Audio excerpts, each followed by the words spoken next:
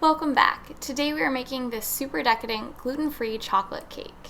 So this batter can be made by hand, and we're starting out by adding 2 cups of gluten-free flour into our bowl with 2 cups of granulated sugar. We're also adding in 3/4 of a cup of unsweetened cocoa powder, which we're going to sift into the mixture, and then once all that cocoa powder is in there, we are also going to add 2 teaspoons of baking powder, along with 1.5 teaspoons of baking soda, followed by 1 teaspoon of salt, and then our last dry ingredient is 1 teaspoon of instant espresso, or you could also use instant coffee. We're just going to give those dry ingredients a quick whisk to get everything mixed together, and more importantly to get all those leavening agents spread evenly throughout our dry ingredients. So we're going to set this aside, and next we're mixing together our wet ingredients. This includes 1 cup of buttermilk, 1 cup of very hot water, 1 teaspoon of vinegar, which is important to activate that baking soda we added earlier. We're also adding in 1/2 cup of vegetable oil, or you could use canola oil, 2 large eggs that are at room temperature, and then 2 teaspoons of vanilla extract. Once all of our wet ingredients are in our bowl, we're going to give it a quick whisk, mostly just to mix those eggs into the mixture. So now it's time to add our dry ingredients into our wet ingredients. So to do this, I simply pour all of our wet ingredients straight into our large bowl, and then I mix together slowly so that I don't get any of our dry ingredients splattered around my counter. So when you're making anything gluten-free, you actually want to overmix your batter, and in almost any recipe that's a bad thing, but with gluten-free baking it actually helps add a lot of structure to your batter, so don't be afraid to really give it a good mix and help those structures form. Another important step is to actually let your batter sit for about 30 minutes or more. It helps the gluten-free flour have a chance to absorb all the moisture in the batter, which can really help add to the texture of the baked good and helps you avoid any grittiness that sometimes you can get when you eat something gluten-free. So I added our cake batter evenly between my 7-inch cake pans. You could also use 1 batch of batter to make 3 8-inch cake pans. And then I baked these in the oven for about 25 minutes at 350 degrees Fahrenheit. While my cake layers baked, I worked on that amazing chocolate frosting. So I'm using 4 sticks of butter here, or about 1 pound of unsalted butter, and I'm mixing it on a low speed with my paddle attachment to get my butter super creamy and smooth. To this I'm adding 1/2 teaspoon of salt and 1 teaspoon of vanilla extract. I'm mixing those on a low speed just because I don't want that vanilla extract to shoot out of my bowl. And once they were incorporated into the butter, it was time to start adding in all of our powdered sugar. So to this mixture, I am adding 5 cups of powdered sugar, but I'm not adding all of it at once. I'm adding about 1/3 of it right now, and I'm actually going to cover my KitchenAid with a towel, just because that really helps keep your kitchen cleaner and reduces any of those powdered sugar clouds.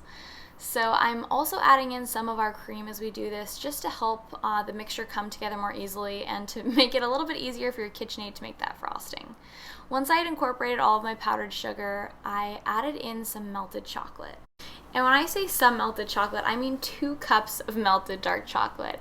You could also use milk chocolate if you prefer that, but for this cake I really love it with dark chocolate. So I mixed that together, and then I added in the remaining amount of my heavy cream. And while the frosting might seem a little bit thin if your chocolate is still a bit warm, it will thicken up as it comes to room temperature, so just be mindful of that when you're figuring out how much heavy cream you really need to add to your frosting. Once my cake layers were baked and fully cooled, I used a serrated knife just to level off the tops. They were a little bit sticky. Baked goods that are gluten-free caramelize a lot differently than regular baked goods just because of the flour blend. So I wanted it to be really easy to frost these cake layers, and leveling them did make them a bit easier to frost. So I'm using my large offset spatula here, and I'm very carefully adding each cake layer on top of the other. So these cake layers are super soft, as you can see, and they're so moist. If you're having trouble with your cake layers sliding or with crumbs, you can always chill your cake layers in the freezer for about 20 minutes.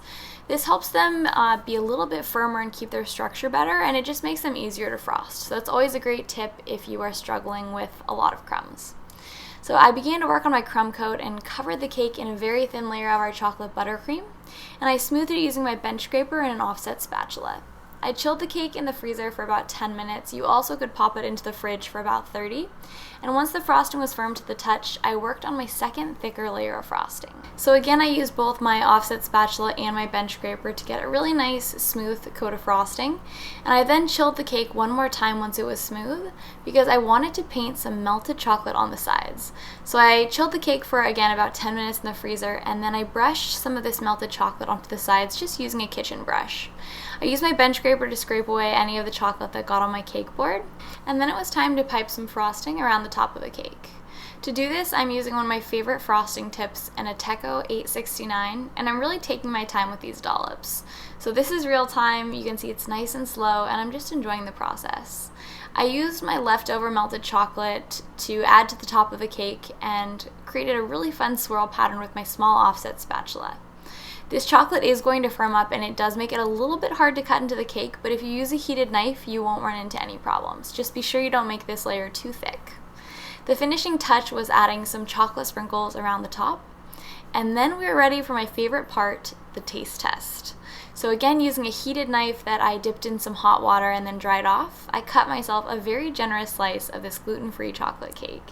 So I think you can see just by looking at it how incredible those cake layers are, and now you know how easy this cake is to make. So if you do want to make this gluten-free chocolate cake at home, the recipe is up on Chelsweets.com, and I'll include the link in the video description below. So thank you guys so much for watching. Hopefully, I'll see you guys again soon.